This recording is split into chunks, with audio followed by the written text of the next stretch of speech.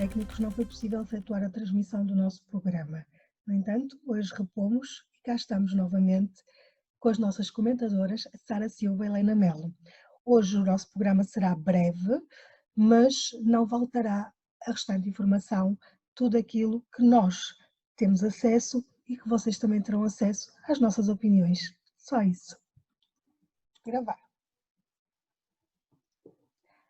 Boa noite! Boa noite. Boa noite. Helena, começamos por ti. O melhor e o pior desta semana? Melhor, o quinto golo do Futebol Clube do Porto, o golo do Luís Dias, é um golo muito bonito, talvez um dos melhores da jornada, se não o melhor. O facto do Moreirense, com o empate com o Sporting, ter atingido matematicamente a posição de ficar na Primeira Liga. E pronto, penso que de pontos positivos são esses. Os negativos? Negativos, a postura dos adeptos do Futebol Clube do Porto após a vitória contra a Belenenses-Xade, que não respeitaram nenhuma das normas da DGS, e esse é um dos meus apelos, é que nós esportistas respeitemos, se viermos a ser campeões, na nossa festa, seja interina, seja interna, junto com os nossos, e respeitemos todas essas recomendações para depois não termos que chorar um bocadinho sobre o leite derramado. E o facto do Belenenses ter jogado o jogo contra o Futebol Clube do Porto, a Belenenses-Xade, sem guarda-redes substituto, uma vez que houve à última da hora o teste positivo do guarda-redes e o outro guarda-redes, que seria o substituto, teve que ficar em quarentena, portanto acabou por indicações da DGS. Portanto, acabou por a Belenenses-Xade ter arriscado um jogo inteiro sem um guarda-redes substituto, e se houvesse uma lesão do Kofi, teria que ser substituído por um jogador de campo, o que poderia também não ser o mais adequado, e em termos de competição profissional não ser de todo correto. Sara? Ora bem, O teu melhor e o pior desta semana? o meu melhor desta semana, eu vou falar da estreia do Cédric Soares perante o Arsenal. Estreou-se em grande, marcou um belíssimo golo e de pé esquerdo. Foi extraordinário, melhor. Vou falar também e vou destacar também Bruno Fernandes, 2 assistências e um golo de livre fantástico, nós já estávamos habituados, não é? O facto de ser também nomeado pela 3ª vez, se não estou em erro, o jogador do mês. Depois também destacar Cristiano Ronaldo, que marcou um grande gol ao Génova, de bola corrida e autor de livre. Marcou agora neste último jogo. E também destacar Rafael Leão, que também marcou no jogo contra o AC Milan. Destacar também o facto do Sporting ser pentacampeão em ténis de mesa.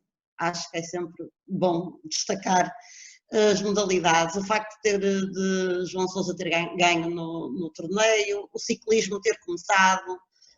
Eu acho que isso é tudo só pontos positivos no ato esportivo. Relativamente ao lado negativo, eu vou destacar os vários despedimentos dos treinadores, o que é que os presidentes andam assim um bocadinho a fazer e o que é que pretendem, que isto é uma coisa já antiga, que nós já estamos habituadas, desde o Benfica, desde o Setúbal, o Desportivo das Aves, Braga, como nós sabemos o Custódio demitiu-se, e não dão tempo para que estes treinadores mostrem aquilo que valem. E estão sempre a mudar de treinador, à espera que haja um milagre, e quando nós sabemos que isso nem sempre acontece. Portanto, critico um bocadinho estes vários despedimentos ao longo, pelo menos, desta época, que foram muitos. Bem, não falaste no jogador do Belenenses que teve um teste positivo à última da hora. Eu queria fazer só 2 perguntas. Fazem-se testes à última da hora? Não. O resultado do teste é que foi sabido, porque, como nós sabemos, fazem-se testes 24 horas antes da hora de início do jogo, e portanto o resultado foi sabido, e as orientações das autoridades de saúde vieram a posteriori com o resultado positivo, com a indicação de que o outro guarda-redes, que estava em maior contacto, deveria ficar retirado do jogo, porque embora não tivesse testado positivo, não é? Poderia estar, era suscetível, aquilo que nós designamos como pessoa suscetível de infecção, e portanto, à última da hora, isto foi a explicação dada pelo presidente da Belenenses SAD no final do jogo, devido a toda a gente ter ficado surpreendida com a ficha de jogo, não haver um guarda-redes que pudesse, em caso de lesão do Kofi, substituir o mesmo. Pronto, isso às vezes pode ocorrer quando os testes de 24 horas antes sejam feitos e os resultados demorem um bocadinho mais, o que pode acontecer. Eu queria pegar um bocadinho num dos pontos negativos da Sara, que tem a ver com o facto de nós termos tido várias chicotadas psicológicas ao longo da nossa liga, e nesta última jornada, então, ter sido, parece que toda a gente descobriu que após o desconfinamento é para descontinuar contratos, é tudo Claro que eu entendo os presidentes, ao fazerem isso, demonstram que não têm uma estratégia segura para aquilo que querem, e que ao mínimo tremor de terra, digamos assim, de resultados, os treinadores são os que estão sempre na primeira linha para serem executados, neste caso, perderem o seu trabalho. Em termos disto, não há nada a fazer, é um tipo de cultura que tem que ser mudada a nível dos dirigentes, porque não é em 6 meses ou em 7 meses que às vezes se forma ou se tem a certeza que um projeto é para continuar. Eu lembro-me sempre do Alex Ferguson no Manchester United. Eu sei que se fala muito bem da Liga Inglesa, mas nem tudo é assim tão rosa na Liga Inglesa. Mas esse é um bom exemplo e que devia ser copiado pelos dirigentes de muitos clubes da nossa Primeira Liga, da Segunda Liga e às vezes até de outras modalidades. Também achava que na próxima época, eu sei que o que eu vou dizer agora é um bocado polémico, não sei até se não terá alguma inconstitucionalidade, mas eu gosto de ser polémica algumas vezes, e acho que não se deveriam contratar jogadores, nem treinadores, nem equipas técnicas, não deveriam transitar dentro do mesmo ano competitivo, na mesma liga. Eu queria dar o exemplo, por exemplo, do Ruben Amorim. Do Rubem Amorim. Que ao ser contratado pelo Sporting, quando do mercado de inverno, digamos assim, que é uma expressão muito interessante, fez com que o projeto do Braga Ficasse interrompido. E o Custódio é mais uma vítima dessa contratação do Ruben Amorim a meio da época. Na minha opinião, quer jogador dentro da mesma competição, ou seja, os da Primeira Liga não deveriam mudar de clube a meio no mercado de inverno, começarem por uma equipa e terminarem por outra, serem contratados, a rescindirem contratos de mútuo acordo, ok. Poderia ser uma regra de fair play, de forma a que, de facto, quem iniciasse um projeto levava até ao fim do ano competitivo. Mas para isso, depois, Sapinto não seria despedido, não é? Não, é o que eu estou a dizer. Tudo isso tem que ser uma cultura, primeiro em termos do dirigismo, e depois também ser uma regra, que, como eu disse há um bocado, até pode haver alguma inconstitucionalidade nela, mas eu acho que se todos estiverem de acordo, é uma regra que põe alguma equidade, algum travão também nestas chicotadas psicológicas. Porque eu lembro-me que no ano passado houve um treinador, que eu não quero errar, mas penso que saiu do Arouca do Feirense para o Arouca, do Arouca para o outro, ou seja, mesmo na segunda liga, eventualmente também pode haver este tipo de situações. Um projeto é no mínimo para um ano desportivo, No final do ano, avalia-se os prós e os contras de manter ou não aquele jogador, aquela equipa técnica, etc. Acho que era uma forma de tornar as coisas mais claras e transparentes, porque claramente o Custódio é uma vítima dessa interrupção de um projeto. Na realidade, Helena, isso não vai acontecer, porque isso acontece em todas as ligas, não é? Sim, movimentos e tudo mais, tem que ser algo da FIFA ou da UEFA. Não, eu não acho que não tenha que ser uma coisa feita como orientação da FIFA. Basta que a nossa liga, na sua Assembleia Geral da Federação, em que estão todos os clubes representados, haja uma proposta similar ou parecida, ok? E os clubes, se votarem, muitos deles, eu se fosse dirigente de um clube, se calhar não, votaria a favor de uma proposta similar, com algumas nuances, porque é como digo, pode haver aqui alguma necessidade de ajuste à Constituição, não faço a mínima ideia, o Código do Trabalho, pronto. São áreas que eu não domino, mas acho que se houver acordo de todas as partes, são regras dos jogos pré-estabelecidas e pré-conhecidas de todos. Evitar-se-iam algumas chicotadas psicológicas, alguns acontecimentos semelhantes ao Sporting de Braga, que de facto ainda por cima compete na mesma liga e compete quase, é um competidor direto do Sporting para um lugar europeu. Portanto, no fundo foi quase desmembrar um competidor direto para um lugar dentro da mesma liga com interesses que são os mesmos, praticamente.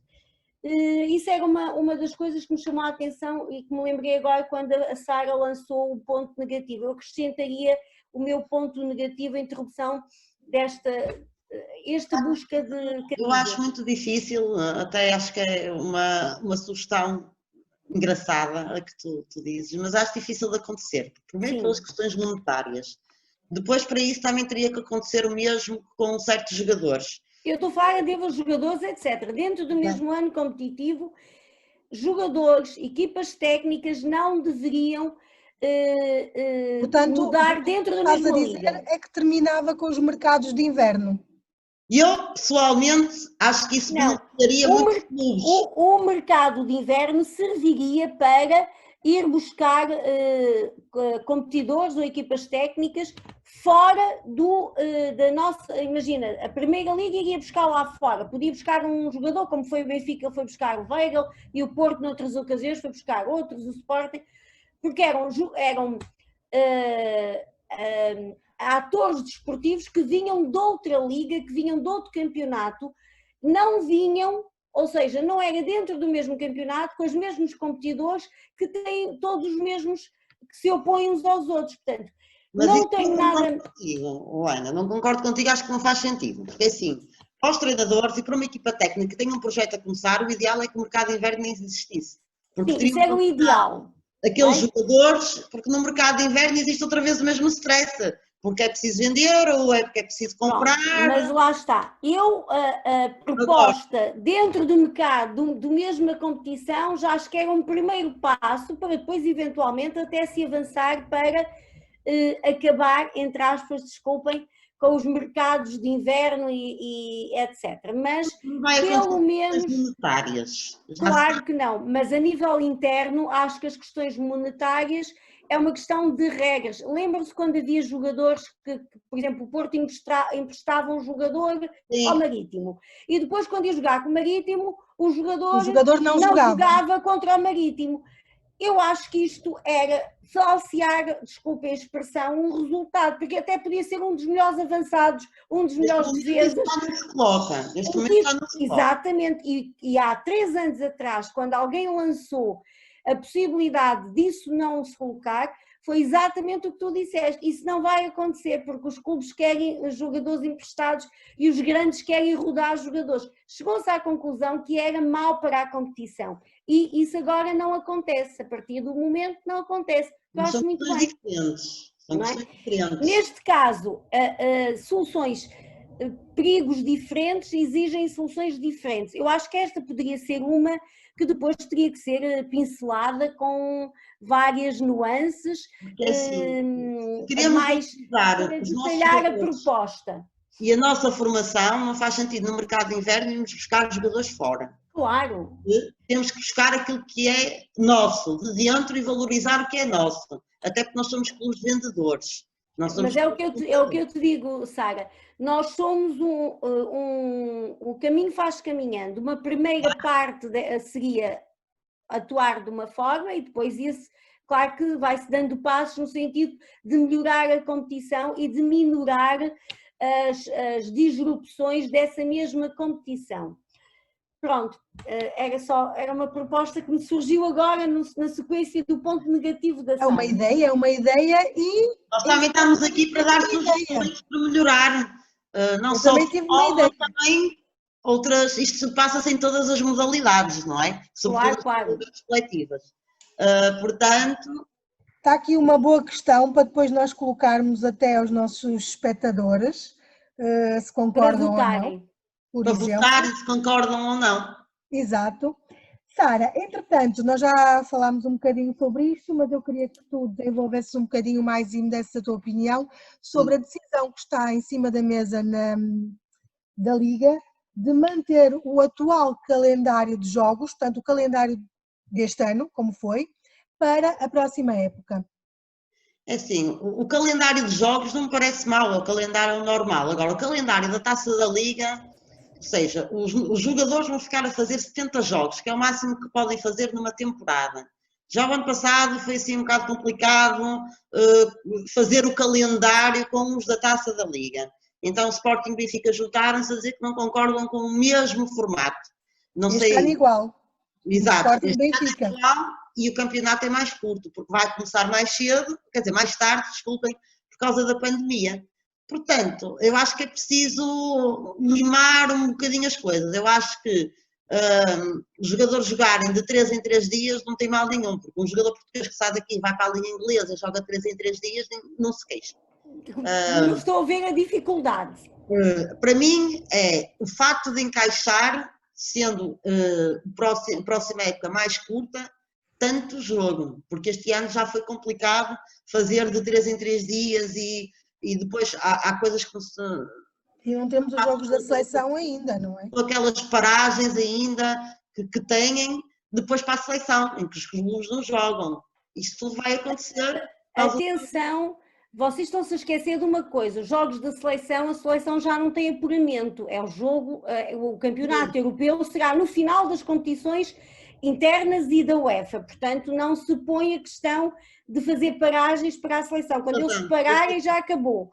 E quando forem para estágios, que forem selecionados pelo selecionador, pelo Fernando Santos, serão aqueles, pronto.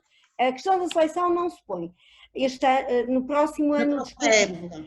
Depois, eu costumo dizer que eu não percebo qual é a dificuldade dos jogadores e das equipas técnicas portuguesas em Portugal reclamarem de jogarem 3 em 3 dias, com, portanto, as 72 horas base de descanso, digamos assim, de intervalo entre um jogo e outro, e quando há competições europeias não há problema nenhum de jogarem à quarta e à quinta, ao domingo e à segunda, não há...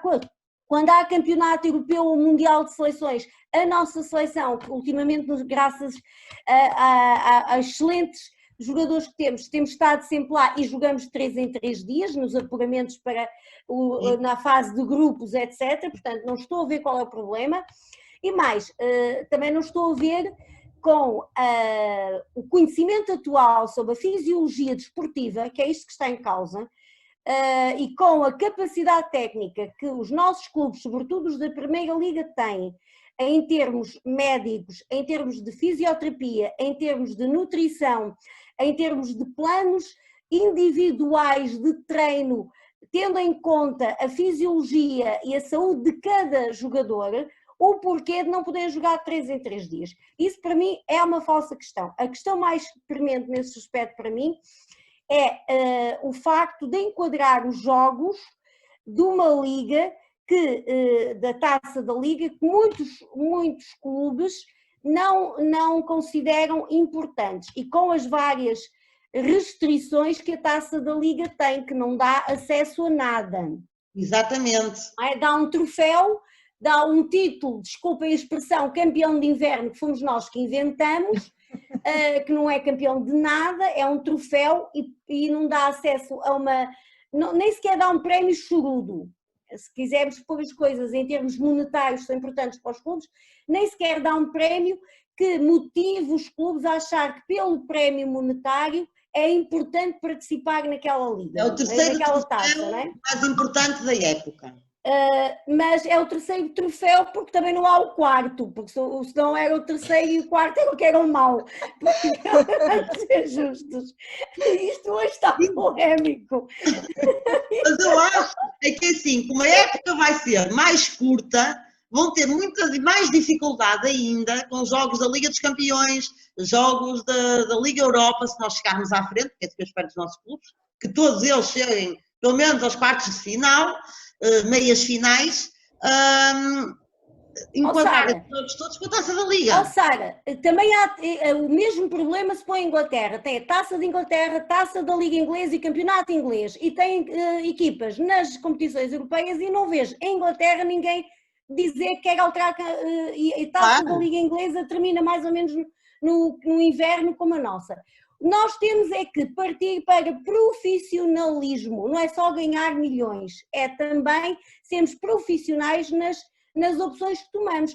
E temos uma regra da Taça da Liga, quando na fase de grupos, que tem que ter jogadores da equipa B, jogadores jovens. Não, tem que ter jogadores da formação. Exatamente. Da formação. Ou seja, não pode ser só, já liberta a equipa A para os tais jogos mais importantes, que é a fase final, que é o Final Four, que é uma semana. A Final Four é uma semana.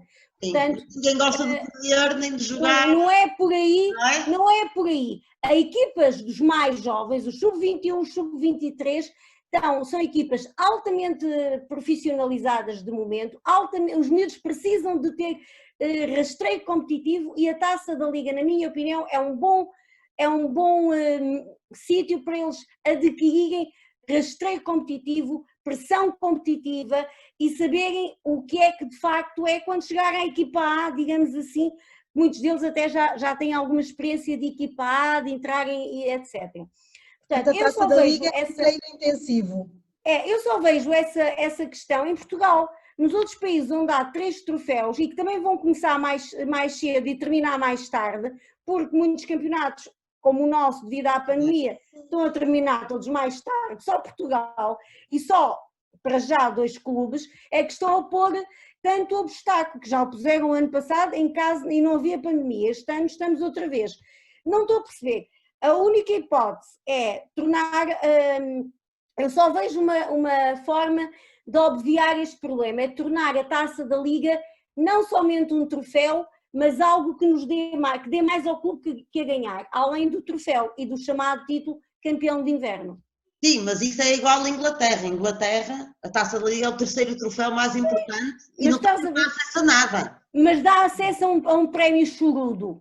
Sim, mas Portugal não tem dinheirinho para dar para. Mas será que não tem? Eu vou pedir que nós temos mesmo que avançar, que o tempo está a passar. E o que queríamos falar? Queria falar, Sara, dos futuros jogos. Portanto, como é que tu vês os futuros jogos? Temos, sem dúvida, uma jornada decisiva. Sim, é complicado. Eu vou fazer aqui um refresh um bocadinho, desculpa lá, Dália. Falando do jogo de futebol do Porto que teve com o Belenenses, eu acho que não há muito a dizer. É um Porto dominador, acho que foi um grande golo do Fábio Vieira. Já não se vêem livros marcados assim por baixo, surpreendeu e acho que foi um golo muito bom, assim como uma grande jogada do Luís Dias, que a Helena já referiu. Acho que não houve muita história no jogo do Belenenses e tudo o resto a Helena já referiu. Relativamente ao jogo do Benfica, foi um bom jogo, o Benfica fez contra o Boa Vista, dominou, o Veríssimo também não mudou praticamente nada, excetuando as lesões que agora tem, o Tarapte e o como é que se chama o outro jogador que está lesionado? Não me recordo agora. que também está lesionado, do Benfica, portanto, o Benfica desta vez foi eficaz contra o Boa Vista. Relativamente ao Sporting, penso que foi uma belíssima homenagem quando jogou contra o Gil Vicente, que fizeram pelos 114 anos de história do Sporting, não é? Com os jogadores a terem os nomes de jogadores que passaram pelo Sporting e que foram importantes. Um bom gol do Gonçalo Plata, não é?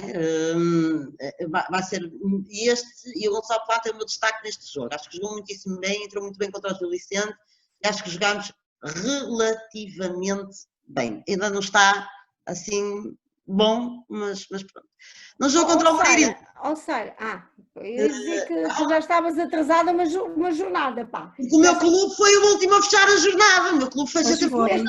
Mas tu ainda estás na 29ª, nós já jogamos a 30ª. Calma, vou falar agora, porque a semana passada não fiz ali da 29ª. Agora, contra o Moreirense, acho que foi um péssimo jogo que fizemos. Uma primeira parte super fraca. Mesmo depois da expulsão na segunda parte, o Sporting continua a jogar a passe. Além disso, eu não considero que tenha sido expulsão. Acho que o Plata teve muito olho para a coisa, porque ele é que agarrou, mas daquele ângulo o Tiago não conseguiria ver. Eu acho que o Moreirense jogou muito bem, fechou os espaços, criaram poucas oportunidades de golo.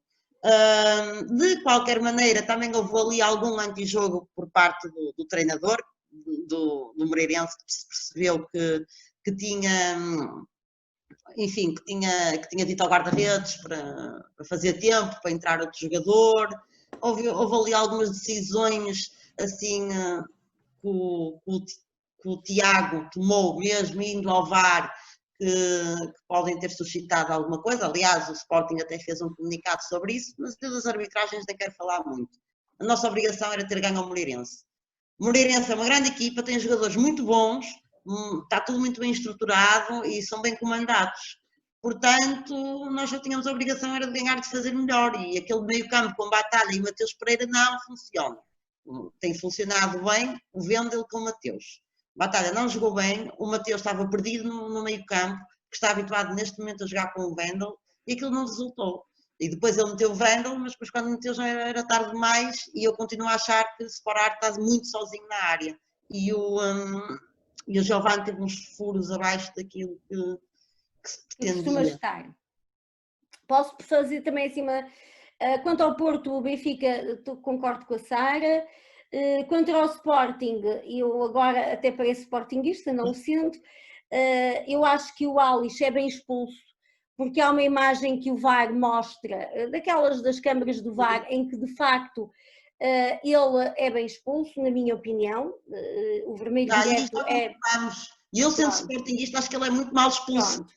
Porque o lado que o puxa, na imagem de frente, nota-se claramente... Sim, mas antes disso, na imagem de lado, há nitidamente o agarrão também.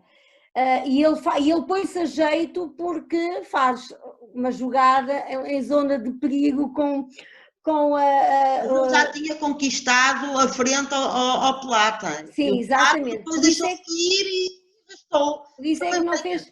Bem, eu acho que é bem expulso por essa...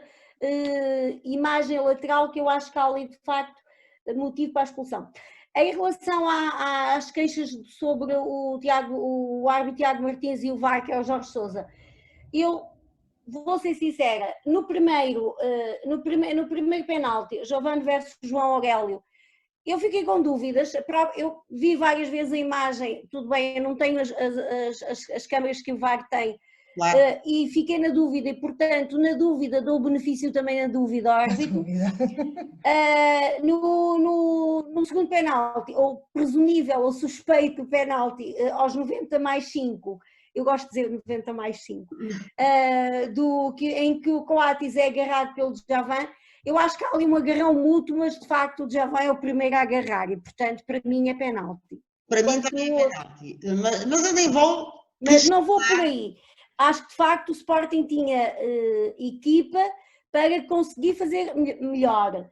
Houve ali alguns eventuais experiências de Rubén Amorim para futuros jogos, eventual o Wengel provavelmente não estava a 100%, não faço a mínima ideia, de estar no banco, à partida está a 100%, uma tentativa de confundir o Moreirense, pronto, com a sua estratégia, houve ali algo que não resultou desta vez, tem resultado nos outros jogos, não resultou desta vez.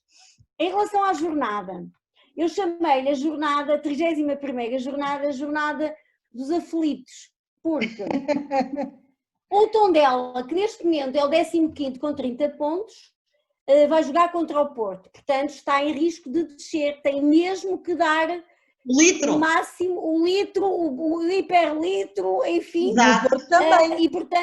E portanto o Porto tem que ser uma equipa muito forte, porque vai haver o tal antijogo, o tal preenchimento dos espaços, de todas o barrar de toda a criatividade da equipa do Porto pelo Tondela, porque o Tondela precisa de pontuar neste jogo. Vai ser um jogo extremamente difícil para o Futebol Clube do Porto, porque o Tondela precisa. A seguir temos o Aves, que infelizmente já está descido, com o Vitória Futebol Clube, que também está com 30 pontos, os mesmos pontos do Tondela, e está em 16º devido aos outros fatores de desempate. Portanto, o Vitória também vai ser um grande jogo, porque o Aves vai querer deixar uma boa imagem enquanto esteve na Primeira Liga e vai dar grande réplica, na minha opinião, pelo menos por isso, para não ficar com a imagem distorcida. E depois temos o Rio Ave Portimonense, em que o Portimonense está em 17º, portanto já está ali, é o segundo a contar do fim, está está em lugar de descida, tem menos pontos, portanto tem menos 3 pontos que o Tondela e o Vitória, e o Portimonense Rio Ave vai ser um jogo, para mim, provavelmente um dos melhores jogos da 31ª jornada. Depois temos a luta pelo terceiro lugar ao rubro. Sporting com 56 pontos contra o Santa Clara, que tem dado luta. Uma boa luta, não é? Portanto, não vai ser um jogo, uma recepção fácil do Sporting. E aqui de facto é quando se nota a ausência de adeptos, porque é nestes jogos em casa que às vezes as equipas precisam daquele empurrãozinho da torcida, como diz o brasileiro, e portanto o Sporting vai ter que ter muita atenção, porque Santa Clara vai dar muita luta, e o Paços Ferreira com o Braga, que também vai ser um grande jogo, na minha opinião, e o Braga com 53 pontos, está ali a 3 do Sporting, portanto a luta vai ser renhida, para não falar ainda da luta matemática que existe pelo primeiro lugar, que tudo é possível. Vamos falar nisso, Helena. O Porto vai ser o campeão já? Não creio. Eu creio que o Porto vai vencer o Tondela, muito difícil, vai ser daqueles jogos em que 1-0 vai ser assim, extraído a ferros, mas eu creio que o Benfica vai pontuar em Famalicão.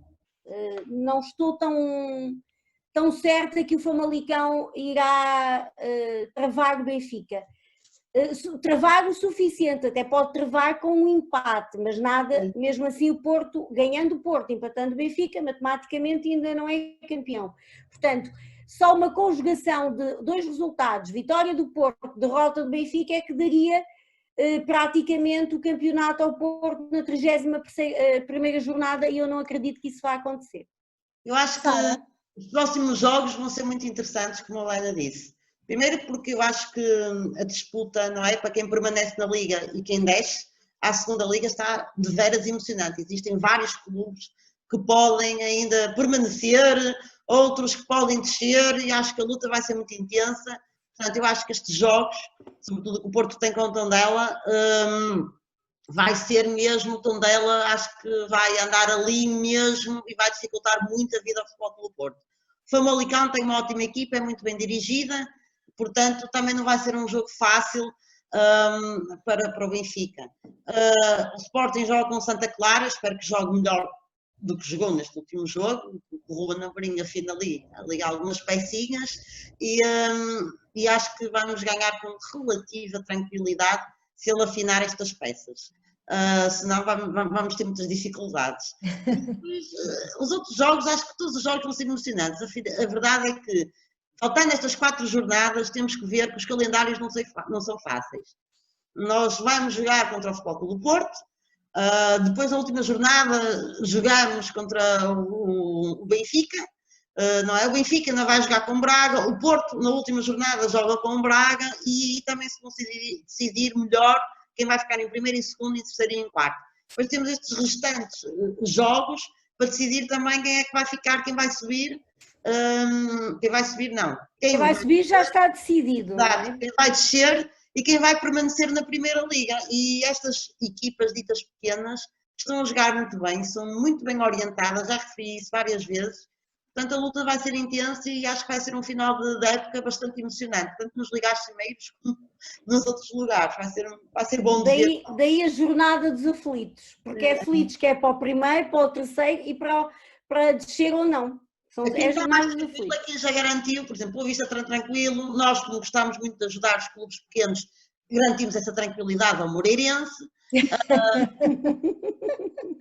Portanto, quem está mais tranquilo, mais ou menos no meio da tabela de quinto, ou seja, quem está no quinto e no sexto também quer lutar para chegar às competições europeias, mas mesmo assim são clubes que estão mais tranquilos, por isso jogam mais à vontade e vão criar mais desafios e obstáculos contra quem jogarem, e não vai ser assim muito fácil. Quanto mais descontraídos os jogadores tiverem, mais dificuldades criam aos seus oponentes.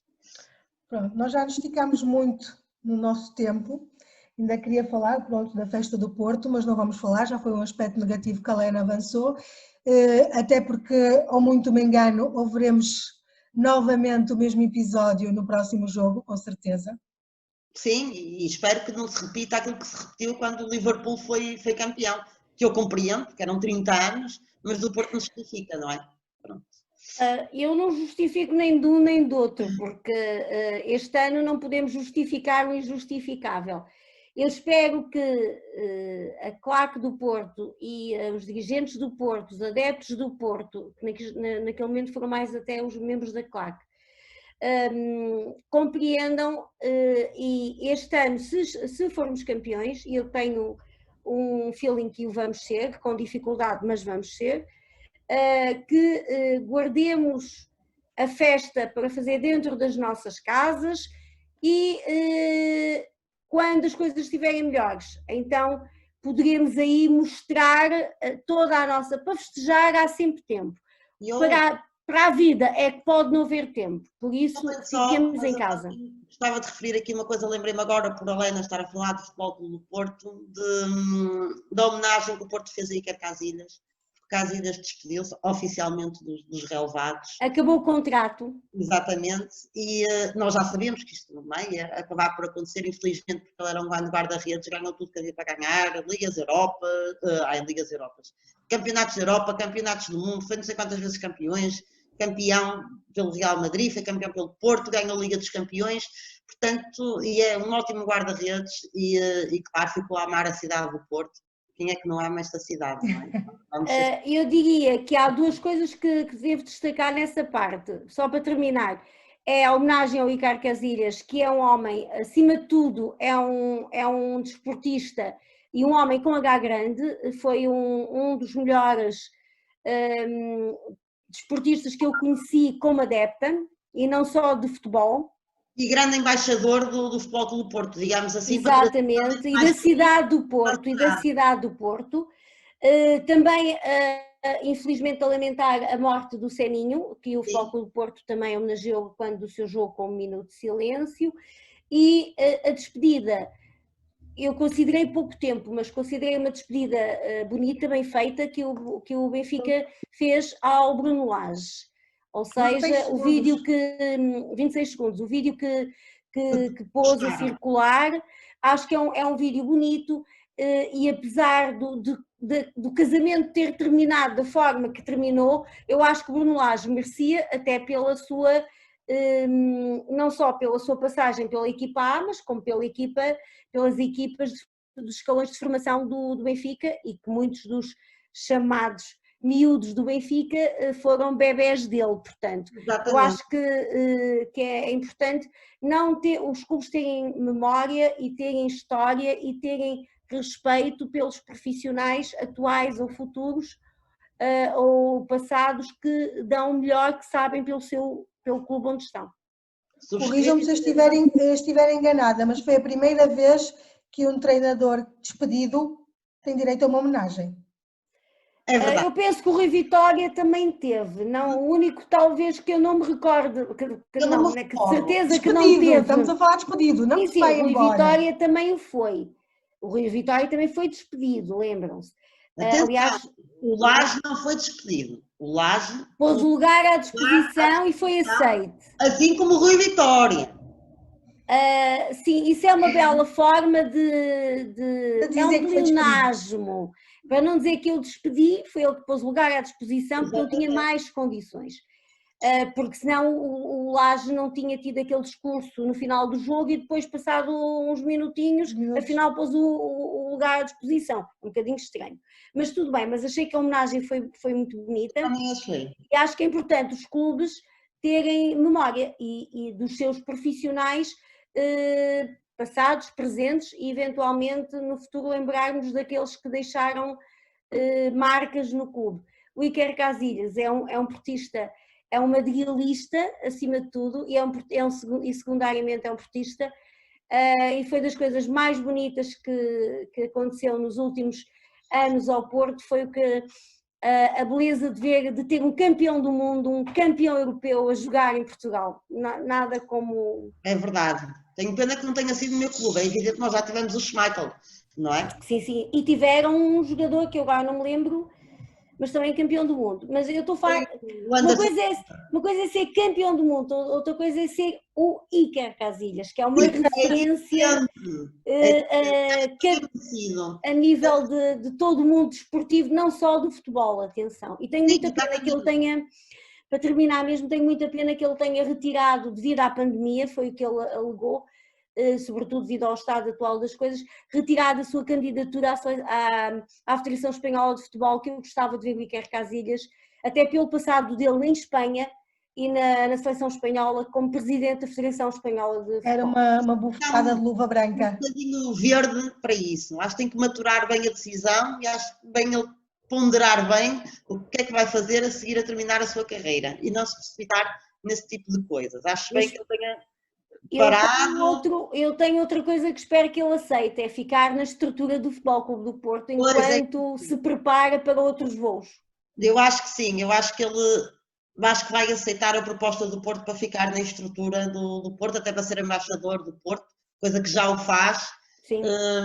Para mim, enquanto psicóloga, acho que se calhar seria o melhor caminho para ele neste momento, porque deve estar a custar horrores, ainda por cima da maneira como foi, de tudo o que aconteceu, ter que largar os relevados e para ele não deve estar a ser fácil.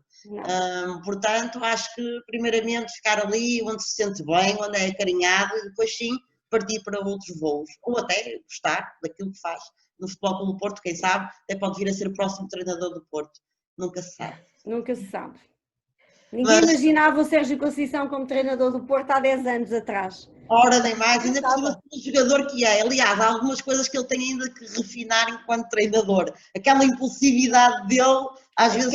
Aquela impulsividade dele é a raça que o distingue dentro do... E é isso que o Porto necessitava. Vamos ser justos, o meu clube precisava de uma pessoa com raça portista, que há muitos anos que não tínhamos. E é por isso que, mesmo tendo perdido o ano passado um campeonato da forma como perdeu, foi perdoado, desculpa a expressão, pelos portistas, porque de facto lhe reconhecemos toda aquela mística e toda aquela raça portista nele. Ele que não perca a impulsividade, claro que não tem de ser mal criado, isso não, mas que tenha aquela raça e aquela... Nem perder a feijões é bom. Claro, com certeza, mas não é isso, depois passa certas ansiedades aos jogadores que não beneficiam quando eles estão em campo, é nesse sentido que eu estou a falar. Portanto, eu esqueci-me de dizer, verificamos mais uma vez Alex Telles em campo, o Futebol Clube do Porto joga diferentemente para melhor. Aliás, eu gostei muito da atitude do Alex Telles, quando do livro do Fábio Vieira, porque era o Alex Telles que iria marcar o livro e o Sérgio Conceição ficou um bocadinho... Manifestou o seu desagrado Exatamente. inicial, porque não sabíamos o outcome, não é? Não sabíamos o resultado, mas de facto mostra que é um verdadeiro líder, porque está a passar aos novos aquilo que algum dia alguém passou a ele, ou seja, dá-lhes confiança, que isto é que é importante. A técnica está lá, é preciso confiança. Exatamente, eu gostei muito dessa atitude do Alex Telles. E Marega voltou a marcar, pronto, vocês que gostam um pouco do Marega. É o nosso, como é que é dizer, é o nosso, não, é aquele jogador que não nos, pronto, não deseja as medidas. Faz-me lembrar o Ladapi. Essas medidas, mas eu só espero que ele contra o Sporting falhe imensos golos, imensos. Eu não me importo que ele falhe, desde que haja alguém que marque. Eu não me importo que ele falhe, desde que haja alguém que marque no Porto. Bom, meninas, muito obrigada mais uma vez pelos comentários. Sem dúvida vamos estar todos estas últimas semanas coladinhas ao monitor a ver os jogos, porque isto vai ser tudo taco a taco, e espero que alguns festejem, outros festejem de outra maneira, não é? Porque já sabemos que dificilmente chegaram lá. E vejam, os desportistas, vejam a Fórmula 1 que começou e está muito bom. É verdade. Tem público, mas está muito bom. Bem que lembras, está ao rubro e o Hamilton agora na última volta não conseguiu, não é? E ele quer igualar o Schumacher. O recorde do Schumacher. Vamos lá ver se Hamilton consegue, eu estou a torcer por ele. Eu torço que o recorde fique com o Schumacher, que para mim é dos melhores condutores que eu alguma vez vi conduzir um Fórmula 1, mas pronto, quem gosta de Fórmula 1, por favor vejam, e o ciclismo também começou e está bom. Espero que a W57 Foco do Porto seja novamente ganhe já não concordo totalmente. Meninas, temos que desligar, o nosso tempo já tchau, até para a semana. Longo, até para a semana. Já dava para 2 programas. Nós temos de fazer estes vários destaques, porque esta semana aconteceu muita coisa. Mas temos que guardar para a próxima, que a próxima acontecerá muito mais, com certeza. Boa noite, meninas. Canto volta a próxima terça-feira. Beijinhos. Saudações desportivas.